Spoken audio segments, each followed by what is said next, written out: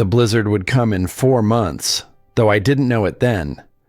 I didn't know much of anything standing on that train platform in Boston with Thomas coughing into his sleeve and our entire lives packed into 2 canvas bags that smelled like the orphanage laundry soap.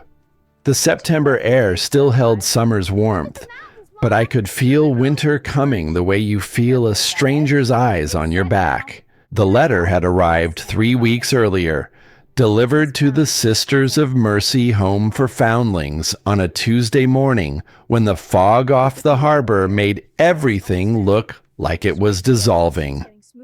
Sister Margaret brought it to the sewing room, where I spent 10 hours a day hemming trousers for the garment factory. My fingers were bloody from needle pricks. They were always bloody. The envelope was thick cream paper, the kind people with money used. The return address said Whitmore and Associates, Attorneys at Law, Silver Creek, Montana Territory. I'd stared at those words like they were written in a language I didn't speak. Montana. I couldn't have pointed to it on a map. Thomas had been in the infirmary again. His lungs. They'd been weak since we were born, the sister said, though they'd never explained why or where or to whom we were born. We were foundlings. That was the word they used. Like we'd been found, rather than abandoned. Like those 2 things were different. I read the letter 3 times before my hands stopped shaking enough to fold it back into the envelope. An inheritance. A farmhouse. 40 acres. The name Nora Brennan, who I'd never heard of, who'd left instructions that upon her death, the property should pass to Josephine Brennan, currently resident at Sisters of Mercy, who'd somehow known not just my name, but where to find me. The last line caught in my throat like a fishbone. Miss Brennan expressed particular wishes that you complete the heating apparatus she began construction upon in 1879. Further details await your arrival. Sister Margaret had looked at me with her watery blue eyes and said what she always said when anything happened that wasn't supposed to happen to girls like us. The Lord works in mysterious ways. I didn't believe in the Lord's work. I believed in what I could touch and see and earn with my own hands. But I believed in Thomas's cough and the way it rattled in his chest like stones in a jar. Dr. Morrison had pulled me aside last month and said the words I'd been dreading. Consumption. Maybe 6 months in this air. He needs dry climate. Mountains. So I said yes to Montana, not because I wanted to, but because wanting didn't matter. Thomas needed to breathe. The rest was just details. The train west took 3 days. We changed cars in Chicago, then again in Omaha, watching the country flatten and expand until there was more sky than earth. Thomas pressed his face to the window and asked questions I couldn't answer. How far were mountains? What did sage smell like? Would there be horses?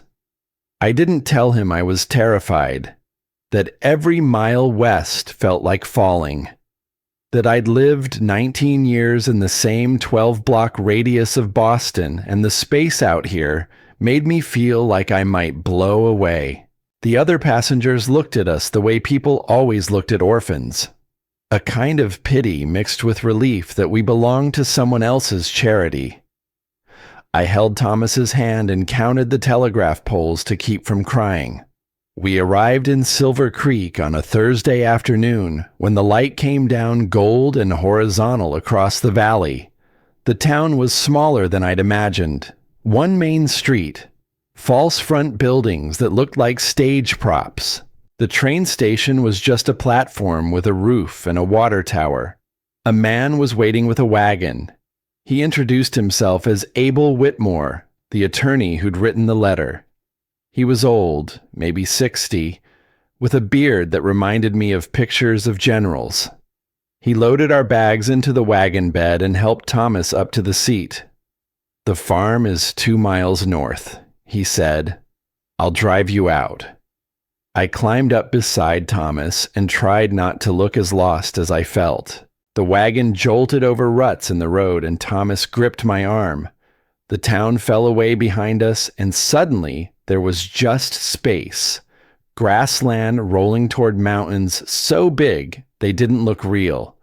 The sky was a blue I'd never seen in Boston, so bright it hurt. Mr. Whitmore didn't talk much. He pointed out landmarks. Miller's Creek, the old mining road, the aspens that would turn gold in a few weeks. I nodded and tried to memorize it all like I was studying for a test I couldn't afford to fail. When we crested a small rise, he pulled the wagon to a stop. "There," he said, and pointed. The farmhouse sat in a shallow valley with mountains behind it like a wall. It was small. Cedar logs gone silver with age, a stone foundation, a porch that wrapped around 2 sides, outbuildings I couldn't name, a garden plot gone wild with late summer growth. It looked like a painting, like something that couldn't be real. "Is it really ours?" Thomas whispered. I couldn't answer because my throat had closed. Mr. Whitmore drove us down to the house and helped carry our bags to the porch. The door wasn't locked. He opened it and gestured us inside. The smell hit me first. Not musty or abandoned. Bread. Recently baked bread and something else. Lavender, maybe. The front room was small but clean. Swept floors. Curtains on the windows. Furniture that looked handmade but cared for. A table, chairs, a rocking chair by the window, and in the center of the room, dominating everything else, was the hearth. It rose from the floor like something geological. Stone, dark basalt and lighter granite fitted together with mortar joints so thin they were barely visible. But it was unfinished. The foundation and first tier were complete, maybe 3 feet tall, but above that, nothing. Just empty space where something larger should have been. Tools lay arranged on the floor beside it. A level, a trowel, buckets, and tacked to the wall above, a diagram drawn in careful ink on yellowed paper. Thomas walked over to it slowly. He reached out and touched the stone. "It's warm," he said. It shouldn't have been. There was no fire. But he was right. The stone held the day's heat like it had memory. Mr. Whitmore cleared his throat. Miss Nora was quite specific in her instructions. She wanted you to finish this. Said you'd understand when you saw it. I stepped closer. The diagram showed a heating system unlike anything I'd seen. Channels running through the stone mass, a firebox at the base, passages that wound up and around before venting through what would be a chimney, notes in the margins in a feminine hand, measurements, angles, calculations about heat transfer and thermal mass that might as well have been Greek. "I don't understand," I said. "I don't know how to build this." Mr. Whitmore handed me an envelope. This was with her papers. She said to give it to you when you arrived. The envelope had my name on it in that same careful script. I opened it with shaking hands. The letter inside was short. "Dearest Josephine, if you're reading this, then you've come home at last. I began this hearth in the autumn of 1879, when I was carrying you beneath my heart and dreaming of the warmth that would keep you safe through all the winters I wouldn't see. Your father calculated every stone. I set them with my own hands. We built this for you before we knew your face. Finish it, my darling. The instructions are in the stone itself. Trust your hands. Trust your heart. You're stronger than you know. All my love, across all the years. Nora. I read it twice, 3 times. The words didn't change. Thomas was looking at me with questions in his eyes, but I couldn't speak. Couldn't think past the roaring in my head, carrying you beneath my heart. Your father. We built this for you. Nora Brennan hadn't been some distant relative performing an act of charity. She'd been my mother, building a hearth for a daughter she'd never hold, marking stones with measurements for winters she wouldn't survive to see. I folded the letter and put it back in the envelope because if I looked at it any longer, I was going to break. Mr. Whitmore was watching me with something like sympathy. There's food in the kitchen, he said quietly. Firewood by the back door. I'll be in town if you need anything. He paused.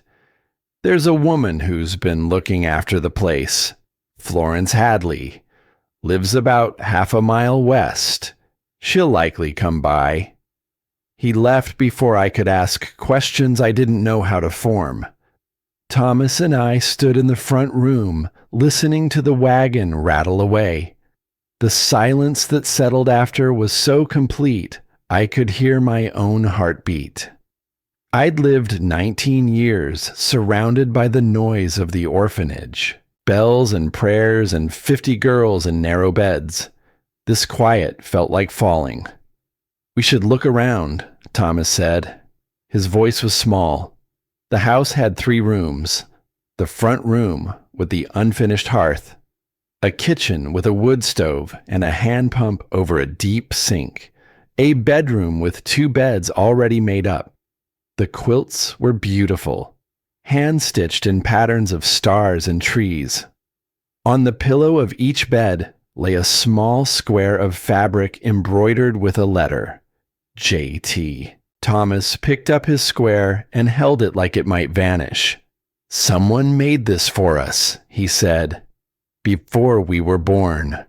The weight of that settled in my chest like a stone.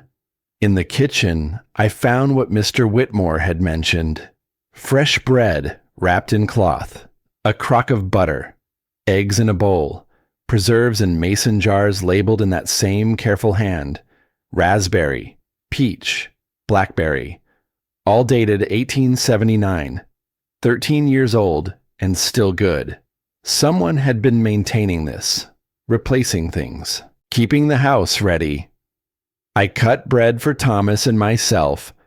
We ate standing at the counter because sitting felt too permanent. The bread was good, better than anything we'd had at the orphanage. I could taste honey in it. We should sleep, I said finally. Tomorrow we can figure things out. But sleep didn't come easy. I lay in the bed that had been waiting for me since before I was born and stared at the ceiling beams. Somewhere out in the darkness, a coyote called. The sound was so lonely it made my teeth ache. Thomas's breathing evened out into sleep, but I stayed awake. My mind kept returning to the hearth, to the diagram with its careful measurements, to my mother's words about trusting my hands. I'd spent my whole life being told I wasn't capable, that girls like me, orphans, foundlings, we survived on the mercy of our betters, and we'd better be grateful for it. I'd hemmed trousers and scrubbed floors and kept my head down because that was what girls like me did. But my mother had built with stone, had calculated heat and mass and drafted plans, had trusted that someday I'd stand where she'd stood and finish what she'd started. I didn't know if I could. I didn't know anything about masonry or thermal dynamics or whatever knowledge it took to turn stone and mortar into warmth. But I knew Thomas's cough, knew the way his breath caught on cold mornings, knew that if we went back to Boston, he'd be dead before spring. So I'd learn, or I'd fail trying. I must have slept eventually because I woke to sunlight slanting through the window and the sound of someone on the porch. I sat up fast, heart hammering. Thomas was still asleep in the other bed. I went to the window and looked out. A woman stood on the porch with a basket over her arm. She was old, maybe 70, gray hair pulled back in a bun, a face lined deep with years but kind. She wore a simple dress and an apron, and when she saw me in the window, she smiled. I went to the door and opened it part way. "Good morning," the woman said. Her voice was warm, like she was greeting an old friend. "I'm Florence Hadley. I live just over the ridge. I wanted to welcome you home." "Home?" The word felt strange. "I'm Josephine," I said. "Josie. This is all very new." Florence's smile didn't waver, but something in her eyes shifted. Understanding, maybe. Or recognition. "Of course, dear. I brought some things. Eggs. Soup. I thought you might not have had time to settle in." She held out the basket, and I took it because refusing felt impossible. It was heavy. Mason jars of soup. A dozen eggs wrapped in cloth. A loaf of bread still warm. "Thank you," I said. "You didn't have to." "I wanted to." Florence paused, her hands folding together at her waist.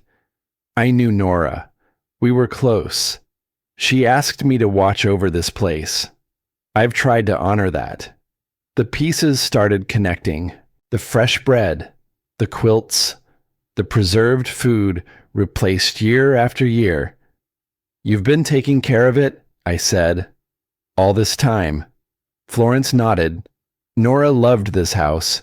She wanted it ready for when you came home." "I'm not sure this is home," I said. The words came out harder than I meant. I don't even know who Nora was. The letter said she was my mother, but I don't remember her. I don't remember anything before the orphanage.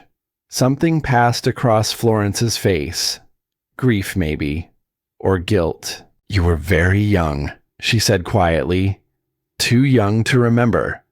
But Nora remembered you. Every day of her life and beyond it." Behind me, Thomas appeared, rubbing sleep from his eyes. He looked at Florence with curiosity, but no fear. Thomas never met a stranger he didn't try to befriend. "This is my brother," I said. "Thomas." Florence's hand went to her mouth. Her eyes filled, but she didn't let the tears fall. "Oh," she breathed. "Oh, both of you." She cleared her throat. "I'm so very glad you're here." Thomas smiled. "Do you live on a farm, too?" "I do. Just over that ridge there. You can see the smoke from my chimney on cold mornings." "We don't know anything about farms," Thomas said with the honesty of children. "Josie sews," I read. "That's what we're good at." Florence laughed, and the sound broke some of the tension. "Well then, lucky for you, I know quite a bit about farms. If you'd like, I could teach you some things." I wanted to say no, wanted to maintain the independence I'd clung to all my life. But Thomas was already nodding, and the basket in my hands was heavy with generosity I hadn't earned and couldn't repay. "That would be kind," I heard myself say. Florence stayed through the morning. She showed us how to work the pump, how to bank a fire in the kitchen stove so it would last through the night, how to tell if eggs were fresh by putting them in water. Small things. Practical things. She moved through the house like she knew every corner, and I suppose she did. 13 years of tending will do that. When she was showing Thomas how to stack firewood, I asked the question that had been burning since I'd opened Nora's letter. "The hearth," I said, "in the front room. Do you know what it's supposed to be?" Florence turned to look at me. Her expression was complicated. Hope and sadness mixed together. "It's a thermal mass heating system," she said. "Nora and your father designed it together. The stone absorbs heat from the fire and releases it slowly over hours.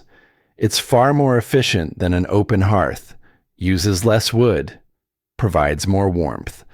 Did she finish it? Before she died? No. Florence's voice went quiet. She died before you were born. The foundation was all she managed, but she wanted me to finish it. She believed you would. Florence met my eyes. She believed you'd have your father's mind for engineering and her hands for building. She said the hearth would be waiting when you were ready.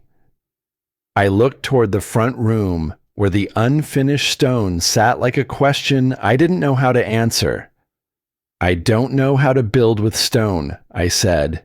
I can sew, that's all. Florence smiled. Sewing is precision work, patience, measuring, following patterns. Stonework is the same, just heavier. She paused. I helped Nora lay the foundation. I could help you with the rest, if you'd like. Pride wanted to refuse. Pride had kept me safe in the orphanage where accepting help meant owing debts you couldn't repay. But Thomas coughed once, sharp and wet, and pride didn't matter as much as warmth. I'd like that, I said. Thank you.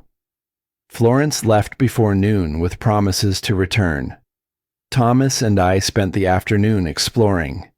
The barn held tools and empty stalls, and a loft full of old hay that smelled like summer dried and saved. The garden had gone to seed, but I could see the structure of it.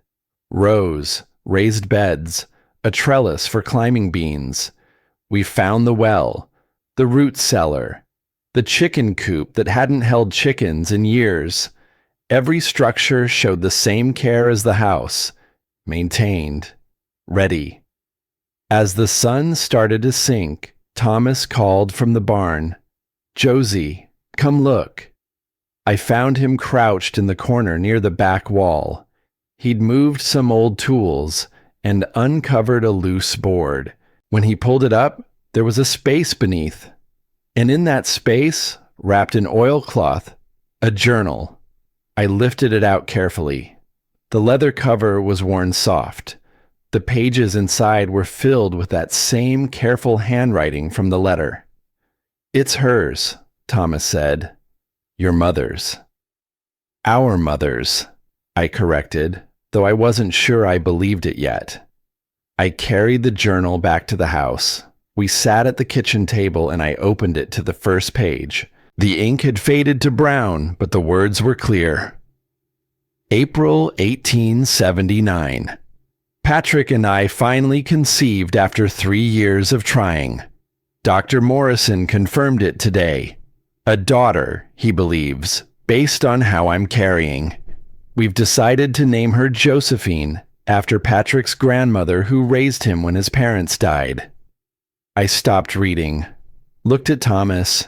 He was watching me with wide eyes. "Keep going," he whispered. June 1879. I'm showing now. Patrick is building us a proper homestead. The mine pays barely enough to survive, but we've saved every penny for 3 years. 40 acres in the valley. Good water. Shelter from the north wind. We'll raise our children here, away from the mine dust that's already weakening Patrick's lungs. August 1879. Patrick collapsed in the mine yesterday. The company doctor says it's nothing serious, but I saw how he coughed blood into his handkerchief when he thought I wasn't looking. We're leaving Silver Creek as soon as the baby comes. I don't care if we have to start over with nothing. I won't raise a child in the shadow of that mine. September 1879. We're building a heating system that will keep our baby warm. Patrick says thermal mass is the key. Stone that holds heat like a battery. He's drawn up plans that make my head spin with their complexity, but when he explains them, I understand. Fire heats the stone. The stone releases warmth for hours after the fire dies. will use a third of the wood a normal hearth requires. He says it's the future of frontier heating. October 1879. The hearth foundation is laid. I've been setting stones myself despite Patrick's objections. My back aches, but I need to do this. Need to put my hands in the mortar and feel the weight of each stone. These are the stones that will keep Josephine warm. I'm building her safety with my own hands. October 15th, 1879. Patrick collapsed in the mine today. Not a small thing this time. They carried him out unconscious. The company doctor won't let me see him. Says it's company business. I'm 8 months pregnant and they won't let me see my husband. I'm terrified. October 18th, 1879. Patrick died this morning. The company says his lungs gave out, but Florence Hadley was there when they brought his body up. She saw bruises on his throat, marks on his wrists like he'd been restrained. I went to the company office to demand answers, and they told me to go home, to grieve like a proper widow, to accept the $20 they're offering as compensation for his death. $20. For the man who calculated the angles of every stone in our hearth, who dreamed of the warmth that would keep our child safe. I'm going to the county marshal tomorrow. Florence will come with me as a witness. They can't silence both of us. That was the last entry. I turned the page, but the rest of the journal was blank. My hands were shaking. What happened? Thomas asked. Why did she stop writing? I didn't answer because I didn't know. Or maybe I did know and didn't want to say it out loud. My mother had threatened to expose a mining company's crime, and then she'd gone silent.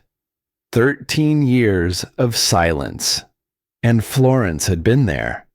Florence who'd watched over this house for 13 years. Florence who'd known Nora, who'd promised to help her. Florence who'd seen the bruises on my father's body. The sun was setting.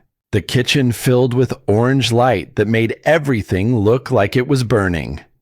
I closed the journal and held it against my chest. Tomorrow I'd ask Florence what happened to the woman who'd written these words, who'd set stones while pregnant, who'd refused to stay silent even when silence might have kept her safe. Tonight, I just sat with Thomas in the house our mother had built and tried to understand what it meant to finish something someone else had started. Outside, I heard a sound, a soft whining. I went to the door and opened it. A dog sat on the porch. Old, red coat gone gray around the muzzle. He looked up at me with eyes that held something like recognition. Around his neck was a collar, worn leather with a brass plate. I knelt down and turned it to catch the last light. Copper. Patrick Brennan. 1879. The dog who'd belonged to my father. Who'd been waiting on this porch for 13 years for someone who'd never come home. I reached out slowly. Copper leaned into my hand and made a sound like grief and relief mixed together. Come inside, I whispered. You've waited long enough. He followed me into the house, walked straight to the unfinished hearth, and lay down beside it, put his head on his paws, and stayed. Thomas came over and sat beside him, ran his fingers through the dog's fur. He's been here the whole time, Thomas said, waiting. I looked at the hearth, at the journal on the table, at the diagram on the wall with its careful calculations, at my brother and a dog who remembered a man I'd never known. Everything in this house had been waiting for 13 years, through seasons and storms and silence. And now we were here, Two orphans who didn't know how to build with stone or survive Montana winters or finish what our parents had started. But we were here, and waiting was over. Florence returned 2 days later with her sleeves already rolled up and a canvas apron over her dress. She found me in the barn trying to make sense of the tools my father had left behind. Thomas was in the garden pulling weeds, Copper lying in the shade watching him with patient eyes. "You'll want to start with the mortar," Florence said without preamble. "Stone is forgiving if you know what you're doing. Mortar isn't. Get the mixture wrong, and everything you build will crumble." I'd been avoiding the hearth, avoiding the whole question of how a girl who'd spent her life with needle and thread was supposed to transform stone and sand into something that would keep her brother alive through winter. But Florence spoke like it was already decided, like my capability wasn't in question. She showed me how to mix sand and lime and water in proportions that felt more like cooking than construction. Too wet, and it wouldn't set. Too dry, and it wouldn't bind. I mixed batch after batch while she watched, correcting the consistency with additions so small I could barely see them make a difference. "Your mother had a feel for it," Florence said. "Could tell by sound when the mixture was right. The way it fell off the trowel." I wanted to ask about my mother, about what had happened after that last journal entry. But something in Florence's face when she mentioned Nora made the questions stick in my throat. We spent the morning laying out stones. Florence had me sort them by size and shape, explaining how each would fit into the structure above the foundation. The largest ones would form the outer walls, medium stones for the inner chambers, small ones for filling gaps and creating the channels where heat would flow. "It's like a puzzle," Thomas observed from the doorway. He'd abandoned the garden to watch. "Exactly like a puzzle," Florence agreed, "except the pieces are heavy, and if you put them in wrong, the whole thing falls down and possibly kills someone." Thomas's eyes went wide. "She's joking," I said, though I wasn't entirely sure. By afternoon, my back ached from lifting stone, and my hands were raw from the rough surfaces. Florence worked beside me without complaint, moving rocks that should have been too heavy for a woman her age. She had a strength that came from decades of farm work, muscles built from necessity rather than choice. "We need supplies," I said finally. "Cement. More sand.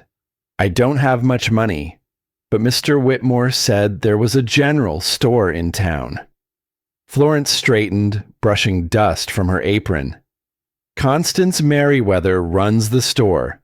She's particular about who she extends credit to." "I don't want credit," I said. "I'll pay cash." The look Florence gave me was complicated. "It's not about money, dear. It's about being new. About not being from here." I felt something harden in my chest. The same feeling I'd had countless times at the orphanage when the charitable ladies came to inspect us and found us wanting. "Let her be particular," I said. "I need supplies, and she's the only store." We made the trip to town the next morning. Thomas insisted on coming despite his cough being worse in the cold air. Copper rode in the wagon bed, his graying muzzle resting on the side rail. Silver Creek looked different in full daylight, bigger somehow, though it was still just one main street with buildings that seemed to lean against each other for support. The general store occupied a prominent corner, 2 stories tall with glass windows that displayed goods I couldn't afford to want. A bell rang when we entered. The interior smelled of coffee and tobacco and new fabric. Shelves lined the walls floor to ceiling, packed with everything from canned goods to horse tack. Behind the counter stood a woman who could only be Constance Merriweather. She was maybe 60, with steel gray hair pulled back so tight it seemed to stretch her face. She wore black despite the season suggesting mourning long past its social requirement. Her eyes swept over us with the precision of someone used to cataloging worth at a glance. "Help you?" Her voice was neutral, but her posture wasn't. "I need building supplies," I said. "Cement. Sand if you have it. Otherwise, I'll need to know where to dig. Lime. More trowels. Building something?" Constance's gaze flicked to Florence, then back to me. "Finishing something," I corrected.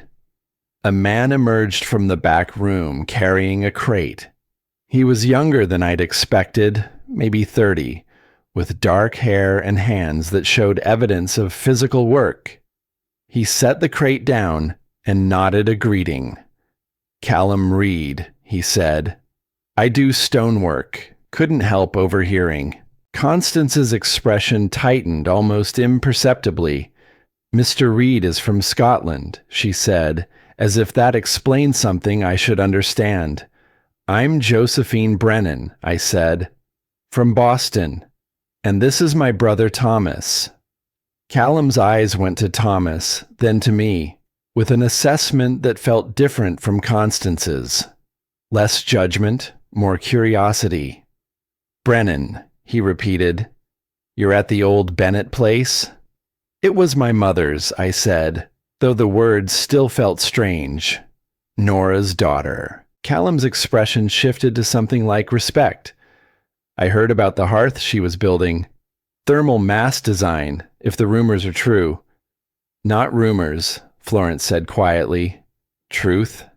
Constance made a small sound. "Lot of work for a girl alone." I felt my spine straighten. "I'm not alone. I have Thomas. And Florence is helping." "Still," Constance said, "that kind of construction requires skill, experience. One mistake and the whole thing comes down. Be ashamed to waste good materials on something that won't work." "It'll work," I said. "My father designed it. My mother started it. I'll finish it. Your father—" Constance's voice changed slightly. "Patrick Brennan, wasn't it? Worked at the mine?" Something in the way she said it made my skin prickle. "Yes." "Terrible thing. What happened to him? And your mother?" Constance shook her head. "All that anger about mine safety. Look where it got them." The room went very quiet. Florence's hand touched my elbow, a warning or a comfort. I couldn't tell which. "What do you mean?" I asked. Constance busied herself with papers on the counter. "Just that sometimes it's better to accept things as they are rather than making trouble. Your parents, God rest them, they made trouble." "They wanted the mine to be safe," Florence said, and her voice had an edge I hadn't heard before. "They wanted the company to follow its own safety protocols. That's not making trouble. That's asking for basic decency." "And look what it got them," Constance repeated. "A fire, 2 deaths, 2 orphaned babies." She said it like a cautionary tale, like a lesson I was supposed to learn. "I'll take 50 pounds of cement," I said, keeping my voice level, 20 pounds of lime, 2 trowels, whatever that costs." Constance named a price that seemed high, but I didn't know enough to argue. I counted out bills from the small amount Mr. Whitmore had given me as part of the inheritance. Constance took them without comment and had Callum load the supplies into our wagon. As we were leaving, Callum stopped me at the door. "That design your father made," he said quietly. "I'd like to see it, if you wouldn't mind. I've been studying thermal mass systems. Not many people out here understand them." I hesitated. Pride wanted to refuse. Wanted to prove I could do it alone. But I thought of Thomas's cough and Florence's aging hands and the winter that was coming, whether I was ready or not. "Come tomorrow," I said. "Morning, if you can." He nodded. "I'll bring my tools." On the ride back, Thomas was quiet until we were out of town. "I don't like her," he said finally. "Mrs. Merriweather?" Florence asked. "She talked about our parents like they deserved to die." Florence's hands tightened on the reins. "Constance lost her son 5 years ago. A confidence man came through town, sold him shares in a silver mine that didn't exist. Her boy lost everything and took his own life. She's been suspicious of strangers ever since." "That doesn't make it right," I said. "No," Florence agreed. "It doesn't. But understanding why someone's cruel doesn't make you weak. It just means you see them whole." We worked the rest of the day preparing the site. Florence showed me how to clean the foundation stones, removing any loose mortar from Nora's original work. The stone was solid, every joint tight. My mother had known what she was doing. As the sun set, I found myself standing in front of the hearth again, studying the diagram. The design was brilliant. The firebox would sit low, feeding heat into channels that ran up and around through the stone mass. Hot air would travel through these passages, warming the stone from inside before venting out the chimney. The mass would hold that heat for hours, radiating it slowly into the room. But the engineering was complex. Angles had to be exact, channel dimensions precise.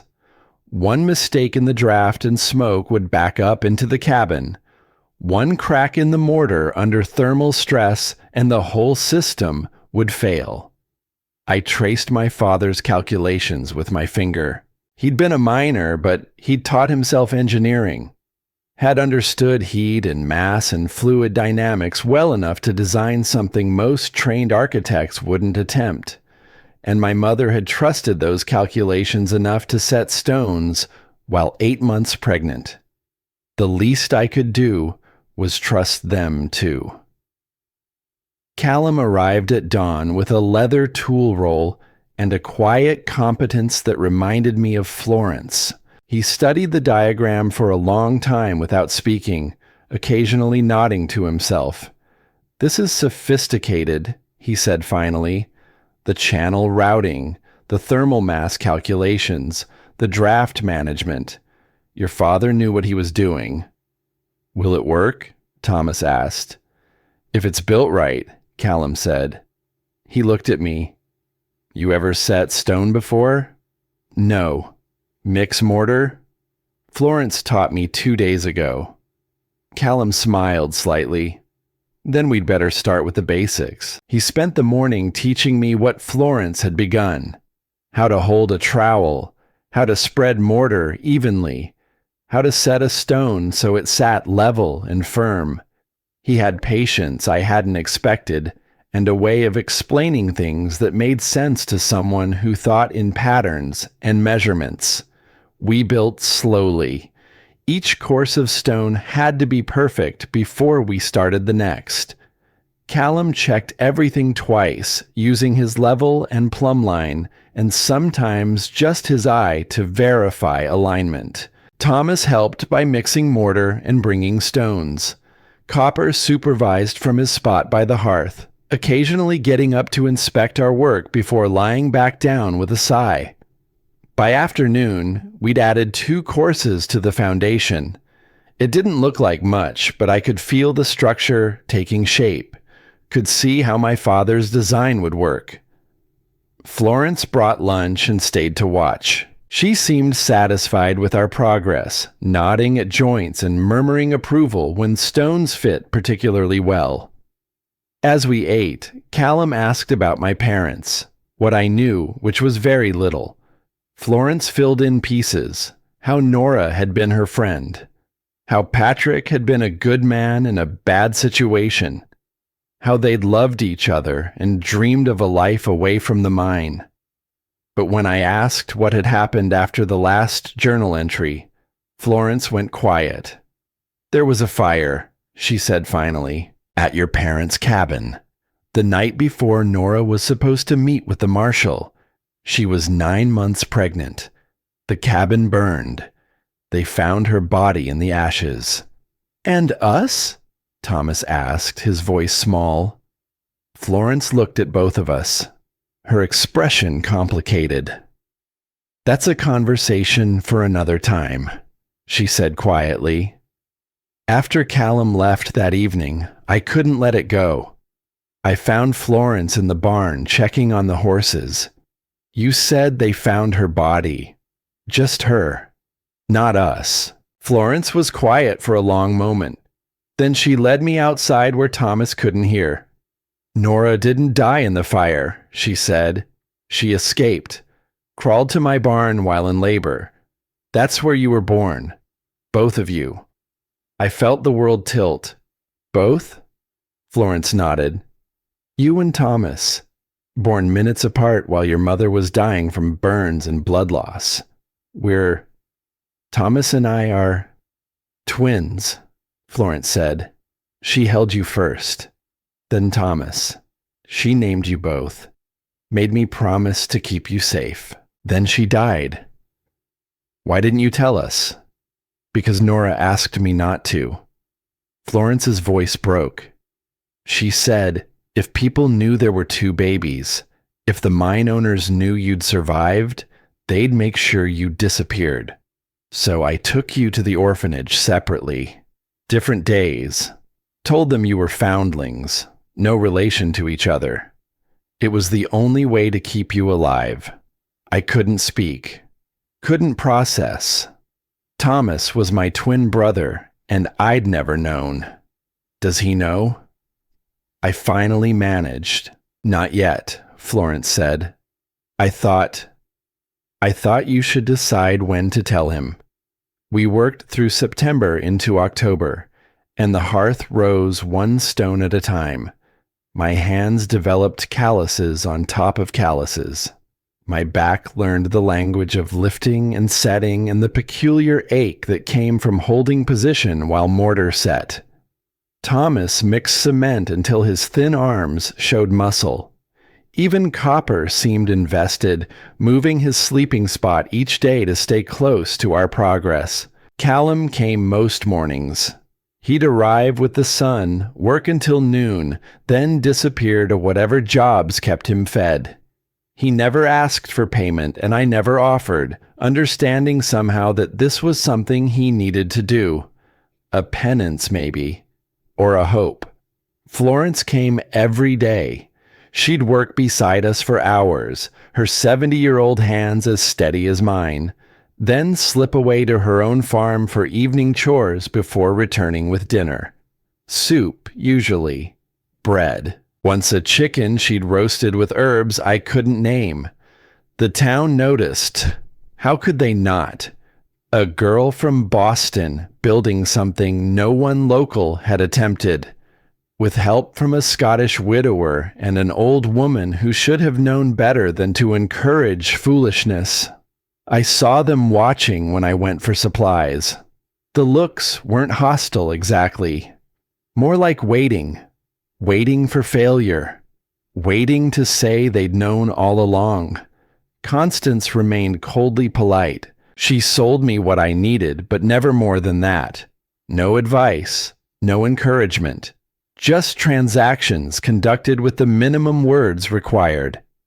But I felt her watching, calculating something I couldn't quite name. The hearth was half finished when Florence finally told me the rest.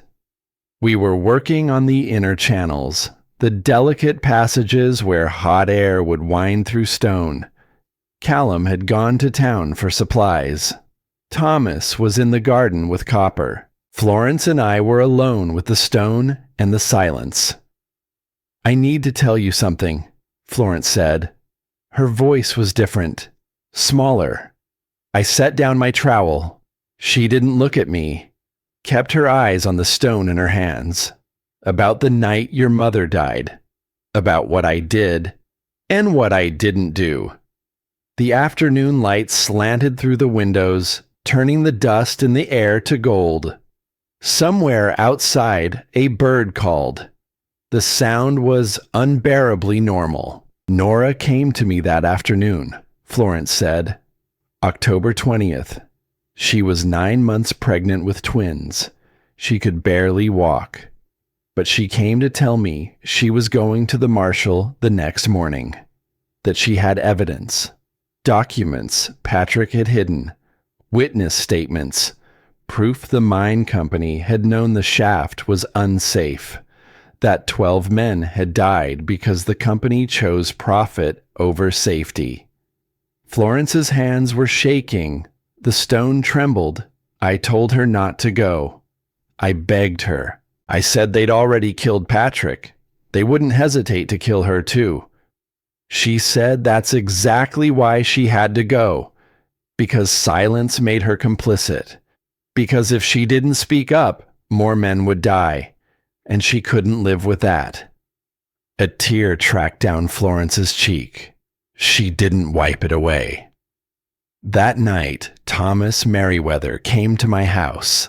Constance's husband. The mine foreman.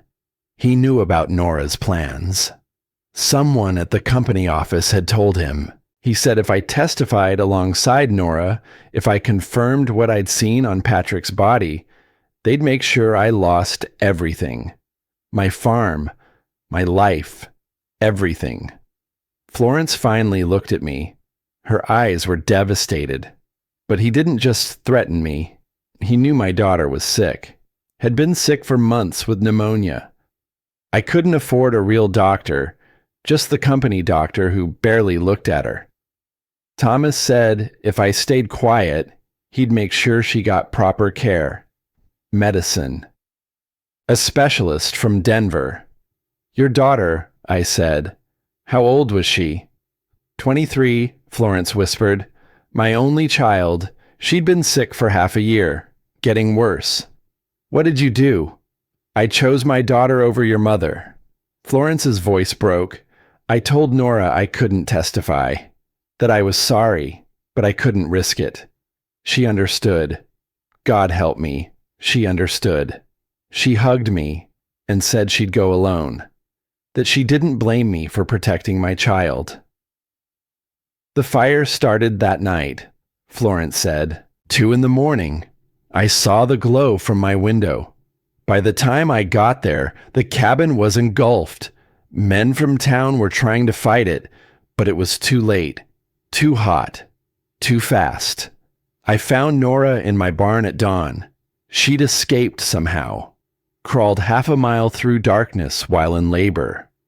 She was burned, bleeding, dying.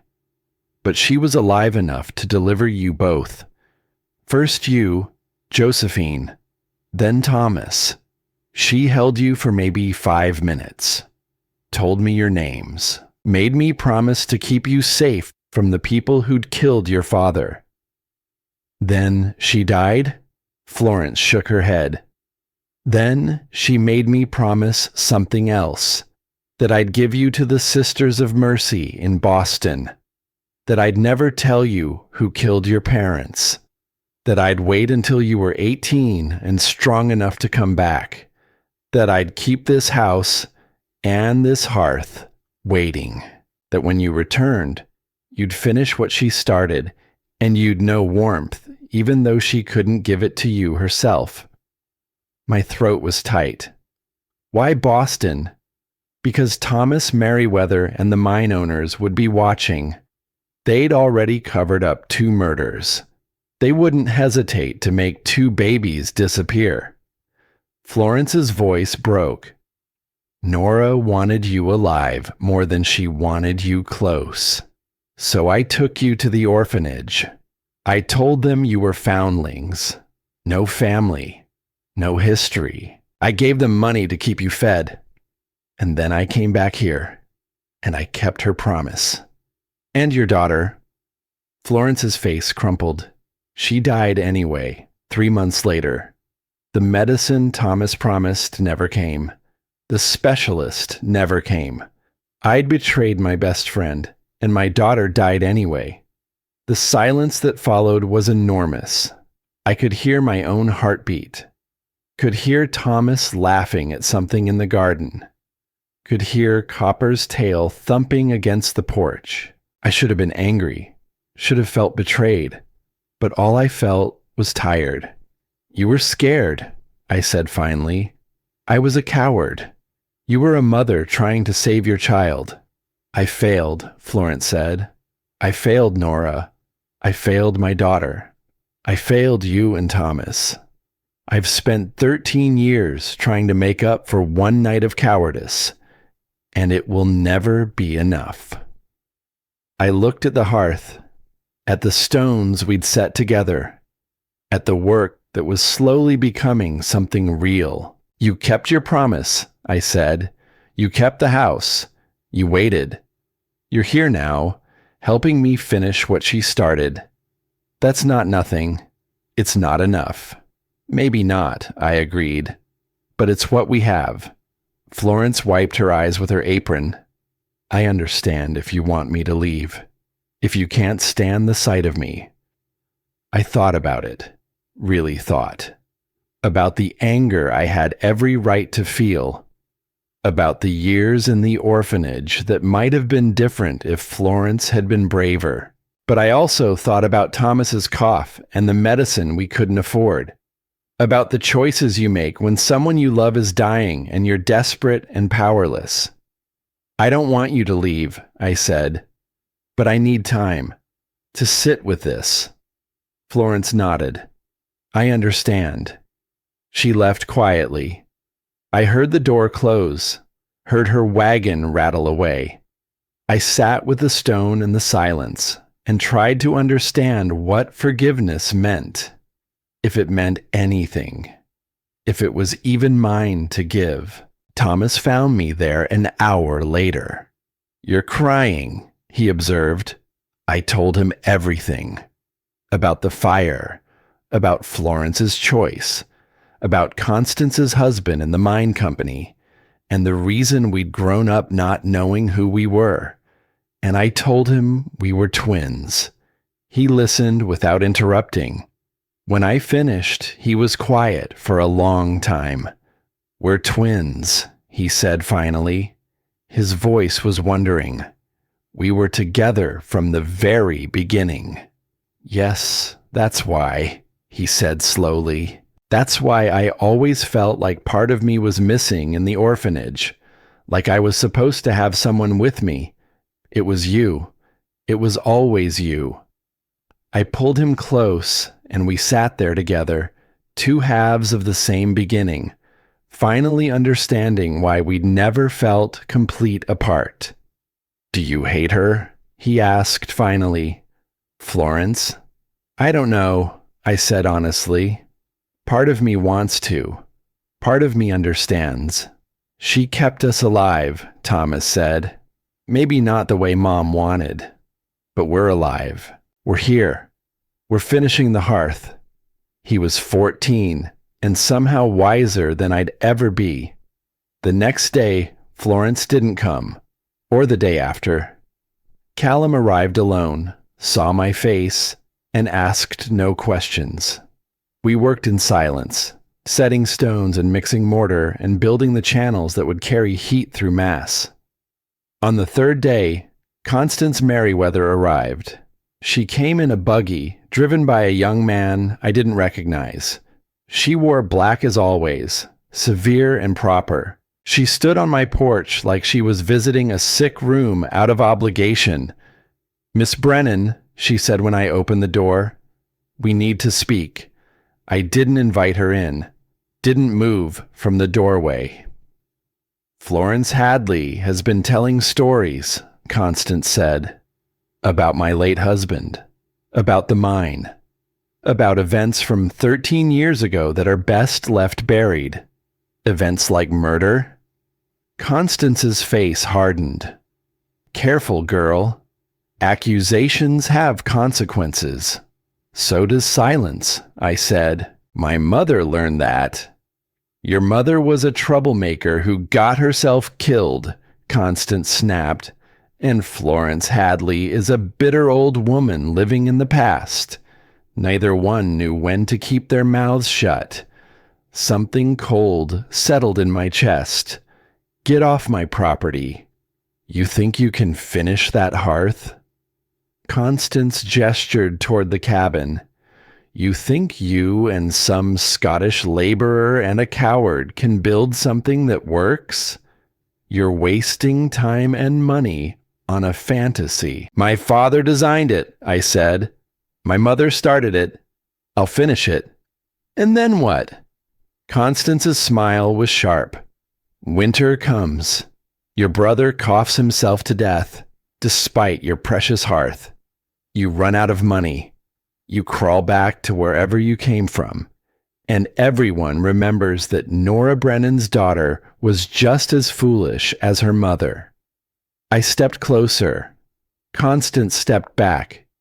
You're afraid, I said, not of me, of what it means if I succeed, if the hearth works, if people see that my parents were right about engineering and safety and speaking up when something's wrong. You're afraid because your husband covered up murder and you've spent 13 years pretending he didn't. How dare you? My mother dared, I said. She dared to demand justice, and it got her killed. But I'm still here, still building, still breathing. And that terrifies you.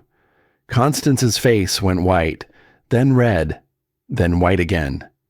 You have until the first snow, she said quietly. If that hearth isn't finished and working by the time winter comes, I'm filing a claim with the county that you're unfit to maintain the property, that you're endangering your brother, that the farm should be seized and sold. You can't do that. I'm head of the ladies' committee, Constance said.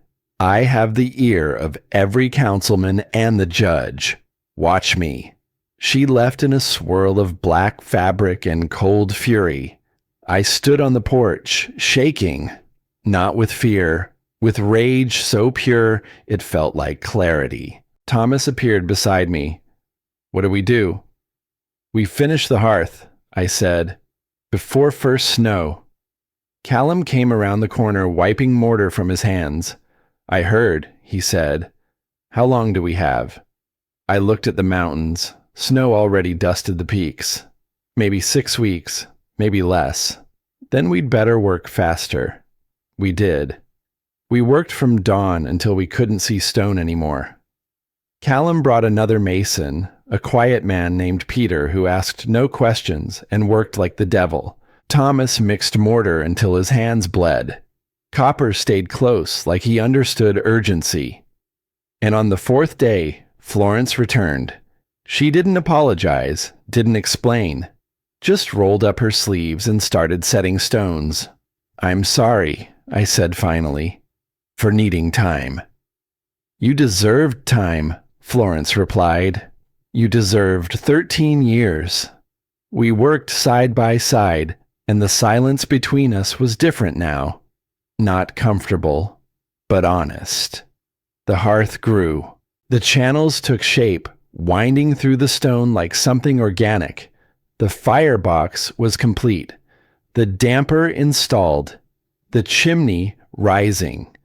But it was slow. Too slow. Even working every daylight hour we were behind. And Thomas's cough was getting worse. I noticed it first in the mornings. The way he'd wake up gasping. The way his lips looked blue in certain light. The way he'd sit down more often, rest more, speak less. He needs the hearth finished, Florence said one evening. Soon, I know. If it's not done before the real cold comes. I know, I repeated, sharper than I meant. That night, I sat with my mother's journal and read the entries again, looking for something. Guidance, maybe. Permission. Hope. I found it in a passage from August to 1879. Patrick said today that building is just controlled falling. You set one stone and it holds the weight of the next. You trust the foundation and the mortar and the design. You trust that what came before can carry what comes after. I told him that sounds like faith. He kissed my forehead and said, maybe faith is just engineering we don't understand yet. I read it 3 times. Then I went to the hearth and studied what we'd built. The foundation Nora had laid, the courses we'd added, the channels taking shape, the design that Patrick had calculated and Nora had trusted. It was sound. The engineering was solid. The stone was true. But we were running out of time. I found Callum in the barn sharpening tools. We need to change the plan, I said. He looked up. How? We're building too carefully, checking everything twice, making sure every joint is perfect. We don't have time for perfect. We have time for good enough. Good enough fails, Callum said, especially with thermal mass. One crack under heat stress and the whole system. I know the risks, I said, but Thomas doesn't have time for perfect either. We finish the hearth in 3 weeks or Constance takes the farm. We finish it in 2 weeks or my brother dies. Perfect doesn't matter if we're too late. Callum was quiet for a long time. Then he nodded. We work faster, but not careless. There's a difference. Show me. We changed how we worked. Stopped checking every stone 3 times. Started trusting our eyes and our hands. Mixed larger batches of mortar. Set stones in sequence without waiting for each to fully cure before starting the next. It was risky, but risk was all we had left. Florence saw what we were doing and said nothing, just worked faster herself. Peter matched our pace. Even Thomas pushed harder, mixing mortar despite his cough, despite the way his hand shook. The hearth rose faster. The outer walls closed in. The channels connected. The chimney topped out. And then, 3 weeks before first snow, we set the last stone. It was a Saturday, late afternoon. The light coming in, low and golden. We stood back and looked at what we'd built. It's done, Thomas said. His voice was wondering. Not done, Callum corrected. Built. Whether it works, we won't know until we light it. Tomorrow, I said. We cure it tonight. Light it at dawn. That night, I couldn't sleep. I kept thinking about everything that could go wrong. The mortar could crack. The channels could be blocked. The draft could fail. Smoke could back up and kill us all. Or it could work. I thought about my father calculating angles by lamplight after 12-hour shifts in the mine. About my mother setting stones while carrying twins and knowing she might not survive to see them born. About 13 years of Florence maintaining a house and a promise. About Callum working without pay to honor a wife he couldn't save. About Thomas mixing mortar with bleeding hands because he trusted me to finish what our parents started. About all the ways we'd failed and kept trying anyway. Just before dawn, I got up and went to the hearth, ran my hands over the stone we'd set. It was cool and solid and real. Copper was already there, lying in his usual spot. He looked up when I approached, thumped his tail once. You knew them, I said. My parents. You remember. He put his head on his paws and sighed. Outside, the sky was starting to lighten. I heard Florence's wagon, Callum's footsteps, Thomas coughing himself awake. It was time. We gathered in front of the hearth as the sun rose. Florence had brought kindling and logs. Callum checked the damper one last time. Thomas held Copper's collar like he needed something steady to hold on to. I built the fire the way Florence had taught me. Kindling first, then small splits, then larger logs arranged so air could flow. I struck a match. The kindling caught. Flame spread. Smoke rose. For a moment it curled toward the room and my heart stopped. Then the draft caught. The smoke pulled up and into the channels and disappeared. The fire built. Heat radiated. We stood back and watched and waited. For 10 minutes, nothing happened. Just fire burning like any fire. Then I felt it. Warmth, not just from the flames, from the stone itself. Thomas touched the outer wall. "It's warm," he breathed. "Josie, it's warm." The heat was spreading, moving through the channels we'd built, warming the mass from inside. The stone was absorbing energy and holding it and radiating it slowly into the room. "It works," Florence whispered. "Oh, Nora, it works." Callum was checking temperatures, testing draft, examining joints. "Everything's holding," he said. "No cracks, no leaks. The channels are pulling air exactly right." He looked at me and smiled. "Your father was a genius." We stood there for an hour watching the fire burn and the stone warm and the room transform. The heat was different from anything I'd known. Not the fierce blast of an open fire. Something gentler, steady, like being held. Thomas sat down near the hearth, and for the first time in weeks, his breathing sounded easy. Florence was crying. I put my arm around her, and she leaned into me, and we stood there together watching warmth fill the house my mother had built and died for. Outside, snow was starting to fall. The first of the season, fat flakes drifting down soft and silent. Winter was coming, but we were ready. The snow that started that morning didn't stop for 3 days. By the second day, it was up to the windowsills. By the third, it had drifted against the north side of the cabin so high I couldn't see out. The world beyond our 4 walls disappeared into white silence. Inside, the hearth burned steady. We fed it twice a day, small loads that the thermal mass stretched into 12 hours of warmth. The stone glowed with stored heat. The channels hummed with moving air. Everything my father had calculated and my mother had trusted was proving true. Thomas's cough eased. Color returned to his face. He spent hours curled up near the hearth with Copper, reading books Florence had brought, breathing easily for the first time since Boston. But the town was suffering. On the 4th day, when the snow finally stopped, Callum arrived looking grim.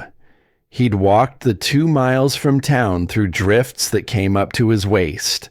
"It's bad," he said, standing in our doorway, shaking snow from his coat. "Half the town's heating systems are failing. Wood's running out faster than anyone expected. People are burning furniture. Mrs. Patterson's chimney caught fire trying to burn green wood. 3 families moved into the church because their cabins are too cold." "How cold?" I asked. 10 below last night. Going lower tonight. Constance?" The question came out before I could stop it. Callum's expression darkened. Her boarding house stove cracked. "She's got 20 people packed in there and no heat. Pride won't let her ask for help." Thomas looked at me. "We have to do something." I thought about Constance's threats, about her husband's role in my parents' deaths, about the way she'd looked at me like I was dirt on her shoe. Then I thought about my mother writing in her journal about people dying in unsafe mines, about speaking up even when silence was easier, about choosing conscience over comfort. Load the wagon, I said. We packed everything we could spare. Blankets, food, firewood, hot stones wrapped in cloth that would hold heat for hours. Florence appeared with more supplies from her farm. Callum brought tools. The ride to town was brutal. The horses struggled through drifts that came up to their chests. Wind cut through every layer I wore. My face went numb.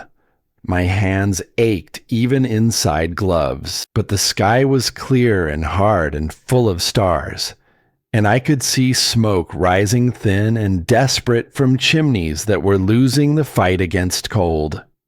The boarding house sat dark on Main Street. No light in the windows, no smoke from the chimney.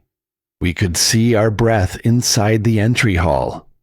Constance appeared from a back room. She looked smaller than I remembered, tired. Her black dress was wrinkled, her hair escaping its pins, dark circles under her eyes. She saw me and stopped. Her face went through a dozen expressions before settling on something like resignation. "Come to gloat?" she asked. Her voice was hoarse. "Come to help," I said. "We don't need—" "Yes, you do." I gestured to the wagon outside. "We brought blankets, hot stones, food, firewood if you can use it." "Why?" Constance's voice was sharp, but I heard the confusion underneath. "After what I said to you, after I threatened to take your farm, because my mother taught me that warmth isn't something you earn, even if she taught me from a grave." The words hung in the cold air between us. Florence stepped forward. "Constance, your people are freezing. Your pride won't keep them warm. Let us help." Something in Constance's face crumbled. Just a little. Just enough. She stepped aside. We worked through the night, distributed blankets to families huddled in corners, placed hot stones wrapped in cloth near the sick and elderly, fed people soup Florence had brought. Callum and Peter examined the broken stove and determined it couldn't be repaired, but they built a temporary hearth in the main room using bricks and Callum's knowledge of draft. Children huddled together under quilts. Old women prayed. Men who'd been too proud to admit cold tried not to show their relief. I found myself next to a young mother with 2 small children. She was trying to keep them warm with just her body heat and 1 thin blanket. I gave her 2 of our quilts and a hot stone wrapped in cloth. "Thank you," she whispered. Her lips were blue. "I thought we weren't going to make it through tonight." "You will now," I said. "You're Nora's daughter, aren't you?" The woman's eyes filled. "My mother worked with yours at the church, before. She said Nora was the kindest person she'd ever known. I didn't know what to say to that. Didn't know how to hold the weight of a kindness I'd never witnessed." "She'd be proud of you," the woman said. "Coming here after how Mrs. Merriweather treated you." And Constance watched it all with an expression I couldn't read. Near midnight, she found me distributing the last of the hot stones. "Can we talk?" she asked. We stepped into a side room, cold and dark and private. "I owe you an apology," Constance said. The words sounded like they hurt. "For what I said about your mother, about you, for threatening your farm." I waited. "My husband was part of what happened to your parents," she continued. "I didn't know it then, but I've suspected for years. After he died 5 years ago, I found documents in his study, letters, proof that he'd covered up safety violations, that men died because the company prioritized profit over lives." She wrapped her arms around herself. "I found correspondence between him and the mine owners, plans to silence your father, instructions to rule the fire at your parents' cabin an accident. Everything? She met my eyes, and I saw shame there, raw and honest. When you arrived looking so much like Nora, I panicked. I thought if you succeeded, if that hearth worked, people would start asking questions about why it took 13 years for someone to finish what Nora started. They'd wonder what happened to her. They'd start digging into the past. And they'd find out about your husband. And they'd know I married a man who helped kill your mother. Constance's voice broke, that I shared a bed with him for 30 years and never suspected.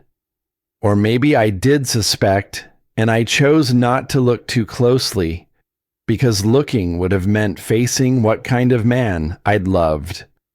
Her hands were shaking. I wasn't trying to protect the mine company. I was trying to protect myself from the shame of what my husband did, from admitting I'd spent my life with someone who chose money over conscience. That's why you've been so cold to strangers, I said. Since your son died, you're afraid of being hurt again, afraid of trusting wrong. I'm afraid of everything, Constance admitted. My son trusted a stranger, and it destroyed him. My husband was a stranger I thought I knew, and he was a killer. I don't know how to trust my own judgment anymore. So I've been protecting this town from outsiders because I couldn't protect my own family from the people already inside it. The honesty of it surprised me. Here was this woman who'd ruled the town through force of will and reputation, admitting she was terrified. What you built, Constance said quietly. That hearth. I went by your farm yesterday before the snow. I looked through your window. I saw your brother breathing easy. I saw warmth spreading. I saw what your parents dreamed of actually working. She met my eyes. Your parents were right. About the mine, about safety, about speaking up. And my husband was wrong. And I've spent 13 years defending wrong because admitting the truth felt impossible. I thought about forgiveness, about what it meant, whether it was mine to give. I can't speak for my mother, I said finally. Can't say whether she'd forgive you or your husband or the men who killed her. But I can say that warmth doesn't care about who deserves it. It just spreads to everyone willing to gather around it. Constance nodded slowly. When the weather breaks, I'm going to the county marshal. I'm going to give him my husband's documents, all of them. Let them investigate. Let them know the truth about what happened 13 years ago. Will that help? After all this time? Probably not, Constance said. The mine owners are dead or gone. But there are still families in this town who lost fathers and brothers in that collapse. They deserve to know it wasn't an accident, that someone knew and chose profit over safety. And I deserve to face what my husband did and what I've been hiding. She straightened her shoulders. And I'm dropping the claim against your farm. You've proven you can maintain it. More than maintain it. You've built something that could help the whole territory survive winters like this. Thank you. Don't thank me, Constance said. I don't deserve thanks. I deserve to face what my husband did and what I've enabled by staying silent. That's all. She left before I could respond. When dawn came, the temperature had dropped to 20 below, but the boarding house was warm enough. People were sleeping. The temporary hearth Callum had built was working. Not well, but enough. We prepared to leave. As I was loading the wagon, Constance appeared with a group of townspeople, maybe 15 of them, men and women both. We want to build one, she said without preamble. A proper thermal mass hearth. In the church. Big enough to heat the whole building. So when winter hits hard, people have somewhere to go. The design is complex, I said. Constance smiled slightly. Then you'll have to teach us. I looked at the faces gathered behind her. People who'd avoided me weeks ago. People who'd believed Constance's warnings. Now they were here asking for help. It'll take weeks, I said. Maybe a month. And you'll need to follow the design exactly. No shortcuts. We'll do it right, Constance said. We'll do it the way your parents intended. Over the next week, people showed up at my farm every day. They came to see the hearth, to understand how it worked, to learn what my father had calculated and my mother had trusted. I showed them the diagram, explained the channels and the thermal mass and the physics of heat storage, how fire heats stone, how stone releases warmth slowly, how proper design uses a third of the wood for twice the warmth. Florence demonstrated mortar mixing, the exact ratios, the consistency, the way it should sound falling off the trowel. Callum taught stonework, how to set each piece level, how to create joints that would hold under thermal stress, how to build channels that would draw air without blocking. Even Thomas helped, mixing cement and fetching tools and explaining things in his clear, patient way that made complex ideas simple. We started the church hearth together, the whole town. Even people who doubted, even people who'd been afraid, they worked because they were cold, because they'd seen what warmth could do, because my parents had been right, and everyone was finally ready to admit it. Florence worked beside me one afternoon, setting stones for the firebox. She was quiet for a long time before she spoke. "Nora would be proud of you," she said. "I don't know," I replied. "I haven't forgiven everything yet." Florence nodded. "Forgiveness takes time, maybe a lifetime. But you're here. You're building. You're sharing what she and Patrick dreamed of. That's legacy." The work continued through November, the church hearth rising in the same pattern as ours, the same channels, the same thermal mass, the same design that had kept Thomas breathing and our cabin warm. Constance worked alongside everyone else, her fine black dresses replaced with work clothes, her hands learning the weight of stone.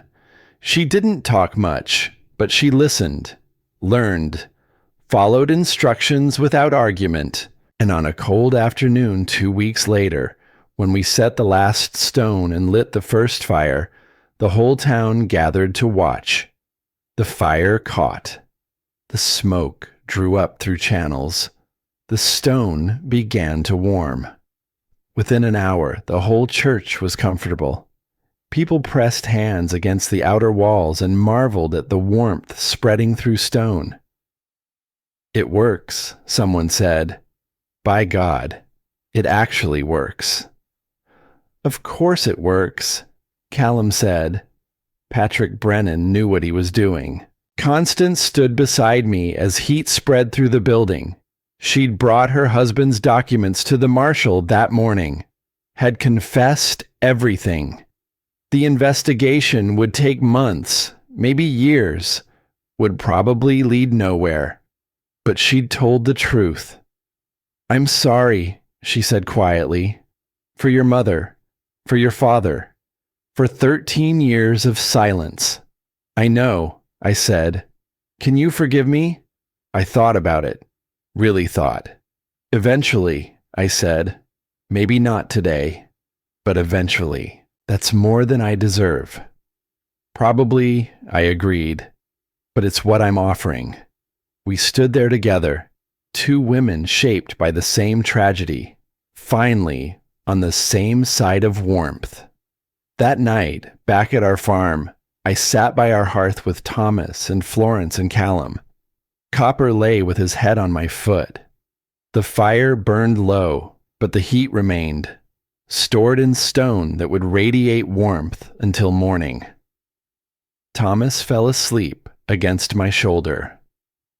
Florence dozed in the rocking chair.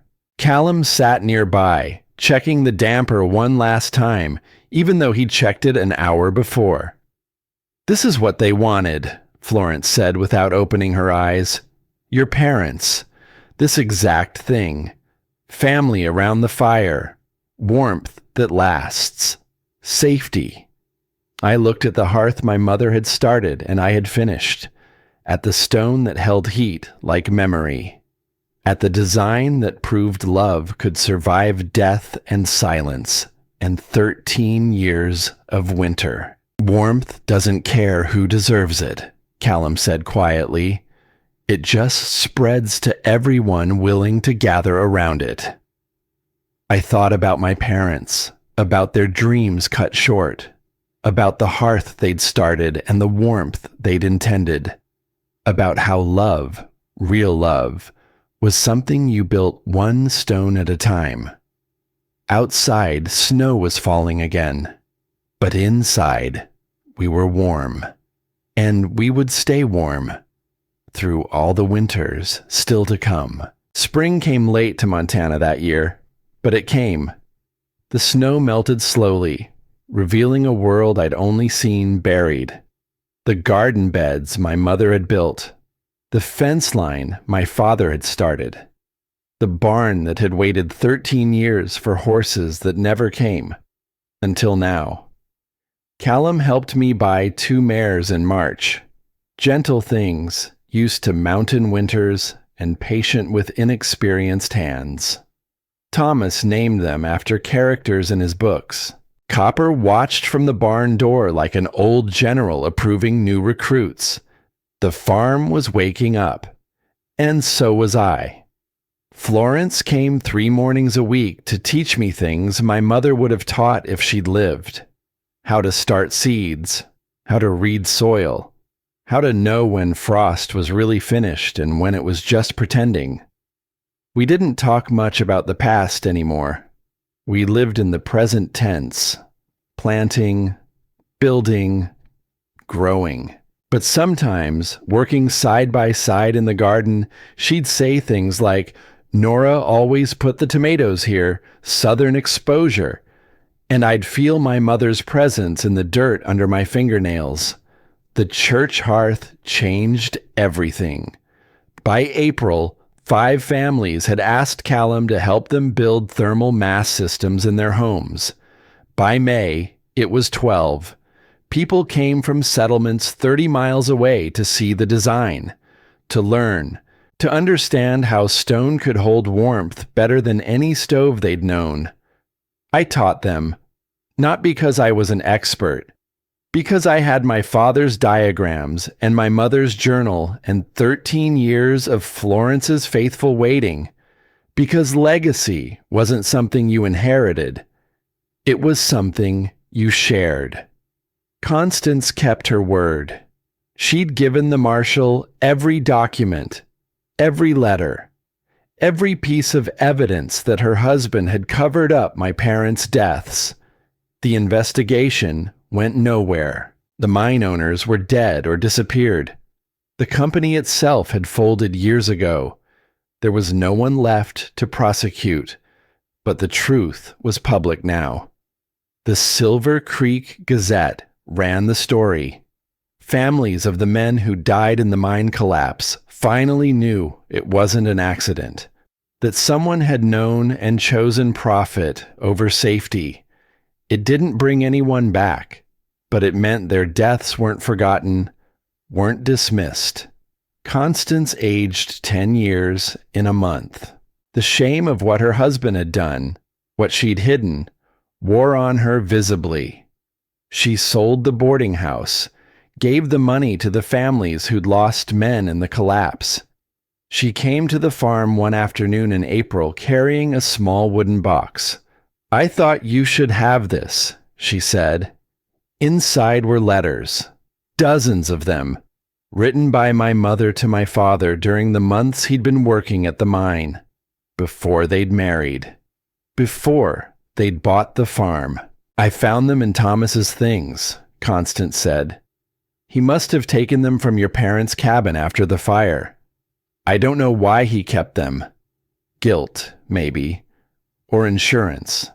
I lifted one out. The paper was yellowed, but Nora's handwriting was clear. Dearest Patrick, I read. You asked me yesterday what kind of life I wanted. I told you I wanted warmth. Not just heat, but the kind of warmth that lasts, that spreads, that keeps people safe through the longest winters. My throat closed. I thought burning them would be easier, Constance said, but they're not mine to burn. They're yours. Thank you. She turned to leave, then stopped. I'm moving to Denver. My sister lives there. I can't stay in Silver Creek anymore. Can't face what I've done every time I walk down Main Street. I understand, I said. Do you forgive me? The question came out small. Broken. I thought about it. About forgiveness and what it meant, and whether it was even mine to give. I'm trying to, I said finally. That's the best I can offer right now. That's more than I deserve, Constance said. She looked at me with eyes full of regret. Your mother was a better person than I'll ever be. I hope you inherited that from her instead of my husband's cowardice. I think I inherited stubbornness from both my parents, I said, and the will to finish what they started. Then you'll be fine. Constance smiled slightly. Better than fine. She left the next morning. I never saw her again, but I kept the letters. Callum started coming by every day instead of just for work. He'd show up at dawn with tools and stay through dinner, help with farm repairs, teach Thomas woodworking, sit on the porch in the evening talking about nothing important. Florence noticed before I did. That man is courting you, she said one afternoon. We were canning vegetables. The kitchen was hot and steamy and smelled like summer preserved. He's helping with the farm. Josephine, Florence said, I'm old, not blind. I didn't know what to say to that. Didn't know how to explain that the idea of needing someone, trusting someone, letting someone close enough to hurt me felt impossible. Your mother was terrified too, Florence said quietly. When she met Patrick, she'd been alone so long she didn't know how to be anything else, but she learned. And they built something beautiful together. I'm not my mother. No, Florence agreed. You're yourself, but you're also allowed to want things, allowed to let someone in. That night, Callum stayed late helping repair the barn roof. When we finished, the sun was setting and the mountains were gold and purple against the darkening sky. We sat on the porch. Thomas was inside reading. Copper was asleep at my feet. The world was quiet except for evening birds. I need to tell you something, Callum said. I waited. When my wife died, I stopped believing in much of anything. Stopped believing warmth mattered. Stopped believing building things had purpose. He looked at the cabin, at the smoke rising steady from our chimney. Then I saw what you built, what your parents designed, and I remembered why I became a mason in the first place. Why? I asked. Because stone lasts, he said. Because when you build something right, it outlives you. It keeps people safe and warm long after you're gone. That's legacy. That's meaning. He turned to look at me. You gave me that back. The belief that what I build matters, that warmth matters, that there's purpose in setting stone and mortar and creating something that lasts. I didn't give you anything, I said. You helped me finish the hearth. You gave me hope, Callum said quietly. And I haven't felt that in 3 years. My heart was beating too fast.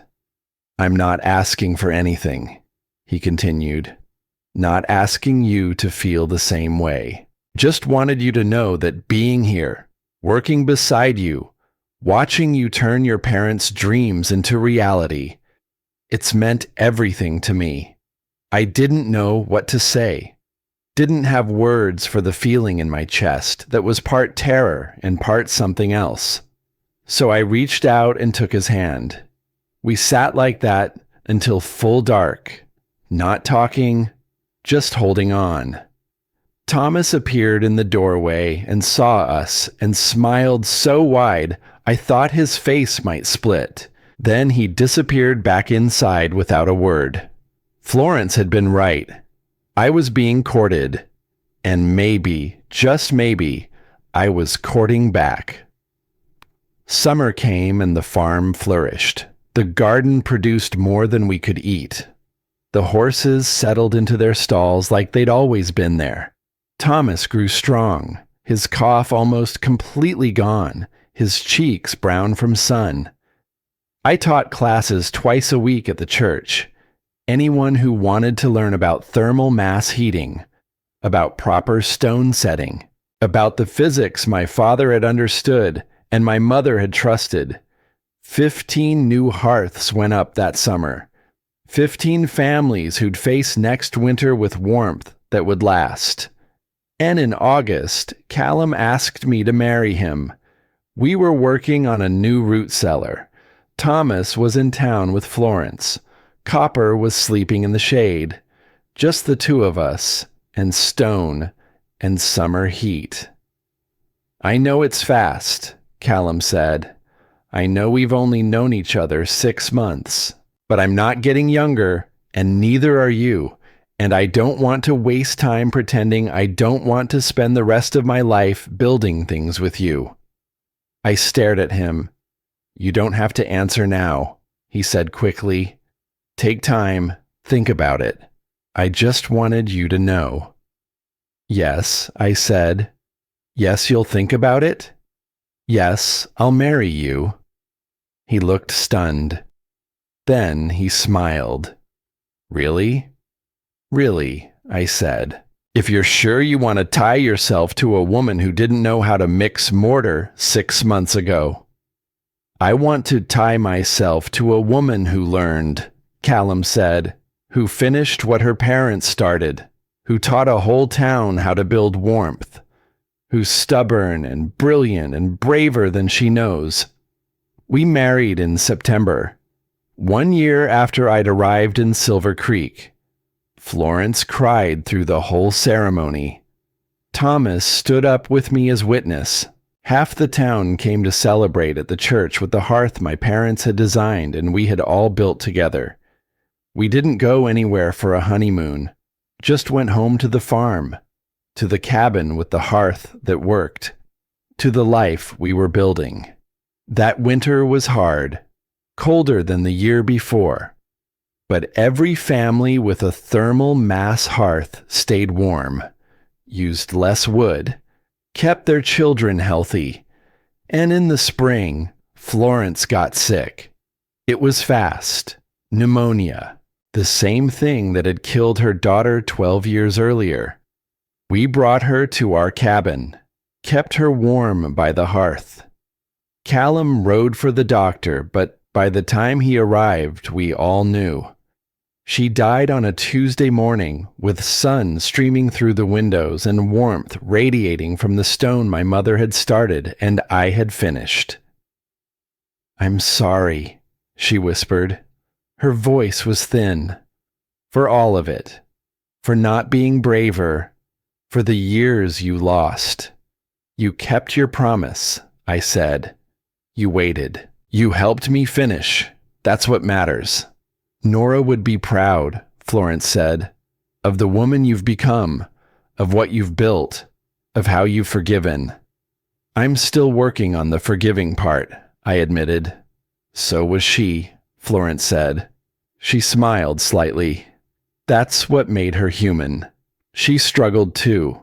With anger, with fear, with whether speaking up was worth the cost. She chose courage, even though it terrified her. Florence's hand found mine. You're so much like her. Stubborn, brilliant, kind even when kindness is hard. She closed her eyes. Tell Thomas I love him. Tell Callum to take care of you both. And tell Nora, when you visit her grave, that I kept my promise, that her children came home. She died before I could answer. We buried her next to my parents, 3 graves on the hill overlooking the farm. 3 people who'd loved each other and built things together and died too young. I planted wildflowers on all 3 graves, came back every week to tend them, and one afternoon in late May, I sat between my mother's grave and Florence's and talked to them both. I told them about the hearth, about the 23 families now using thermal mass heating, about the territorial legislature considering my father's designs for government buildings, about the legacy they'd started that was spreading across Montana. I told them about Callum, about Thomas being healthy and strong and happy, about the farm flourishing. I told them I was pregnant, that I'd name the baby Nora if it was a girl, Florence for a second daughter, that either way, their names would continue. And I told them I forgave Florence, finally, completely, that I understood the impossible choice she'd made, that I would have made the same choice to save Thomas. That forgiveness wasn't weakness. It was the hardest, bravest thing there was. The sun was setting. The mountains were gold. Smoke rose from our chimney, steady and true. I stood and brushed dirt from my skirt. Thank you, I said, to both of you, for building this, for waiting, for believing I'd come home and finish it. I walked back down the hill to the cabin where Thomas was making dinner, and Callum was banking the fire, and Copper was sleeping in his spot by the hearth. To the home my parents had built and died for. That I had finished. That would keep my family warm through all the winters still to come. 3 years later, on a spring morning when the aspens were just starting to bud, I sat on the porch with my daughter on my lap. Nora Florence Reed was 2 years old, with dark hair like my mother's and her father's steady gray eyes. Thomas's wife Margaret was pregnant with their first child. They'd built a cabin on the eastern edge of our property using my father's thermal mass design. The territorial legislature had adopted the Brennan heating system for all new government buildings the previous fall. My father's name was now on plaques in courthouses across Montana. People came from as far as Wyoming and the Dakotas to study the design. Callum taught classes with me now. We'd expanded the barn into a proper workshop where we built scale models of the heating system for people to take home and study. Thomas had started writing a manual based on my father's journals and my mother's notes. It would be published by a press in Helena next year. The hearth in our cabin still worked perfectly, burned a third of the wood, kept us warm through the coldest nights.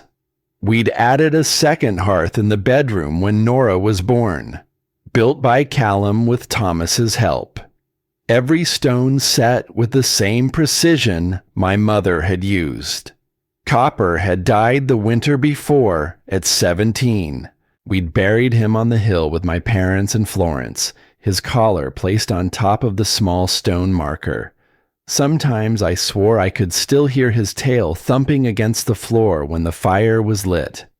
Little Nora squirmed in my lap, reaching for the wooden blocks Callum had carved for her. I set her down and watched her stack them, knock them over, start again. Learning through repetition, through failure and success, through the simple act of building. Thomas came up the path from his cabin, carrying a basket of eggs. "Margaret sent these," he said, "and she wanted me to tell you the baby's kicking." I smiled. "Boy or girl?" "She doesn't care, as long as it's healthy."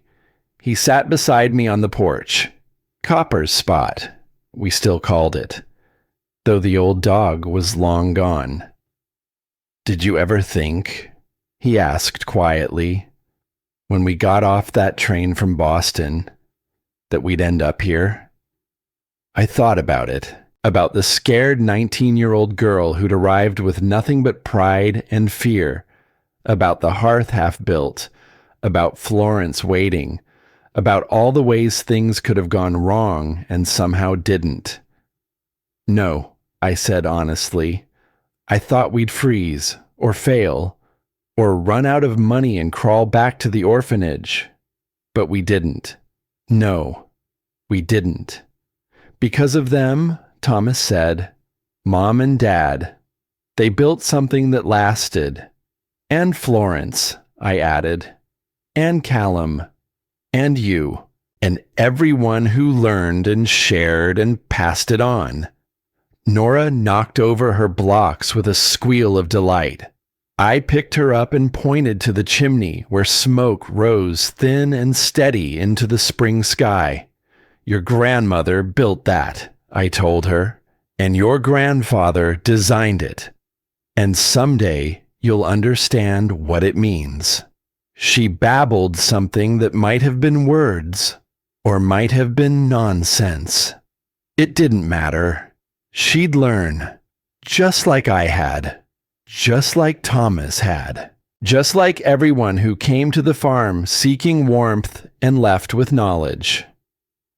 That evening, after Thomas had gone home and Callum had put Nora to bed and the house was quiet, I went to the hearth one last time, ran my hands over stones that my mother had set, and stones that I had set, and stones that held both our dreams. The fire had burned down to coals, but the stone still radiated heat. Would radiate heat until morning. Would do it again tomorrow, and the next day, and the day after that, as long as someone fed it, as long as someone cared. That was the secret, I thought. Not the engineering or the physics or the careful calculation of thermal mass and heat transfer. The secret was caring enough to maintain it, to pass it on, to teach the next generation that warmth was worth building, worth protecting, worth fighting for, even when fighting meant dying. I thought about my mother setting stones while pregnant with twins she'd never raise, about my father drawing diagrams by lamplight, lungs failing, knowing his time was running out, about Florence keeping a promise for 13 years even though it ate her alive, about Callum finding purpose again in building something that lasted, about Constance choosing truth over comfort in her final years, about all of us, in our way, choosing warmth over cold, connection over isolation, hope over fear. The hearth didn't care about our choices. It just held heat, did what it was designed to do, worked because the engineering was sound and the stone was solid and someone had taken the time to build it right. But we cared. That was the difference. We cared enough to finish what my parents started, to share what they'd learned, to make sure their deaths meant something more than tragedy. Callum appeared beside me, slipping his arm around my waist. "You're thinking too much," he said. "Probably. Come to bed. The hearth will still be here in the morning." I know, but I stayed a moment longer, looking at stone and mortar, at warmth made visible, at love built solid enough to last. This is what remains, I thought. Not fear, not grief, not even memory, which fades and shifts and changes with time. This, stone that holds heat, knowledge that spreads, people who gather around fire and stay warm together. This is what lasts. And I walked away from the hearth my mother started and I finished, knowing it would burn steady through the night. Knowing someone, someday, would tend it after I was gone. Knowing warmth, once built, could be passed down through generations, one stone at a time.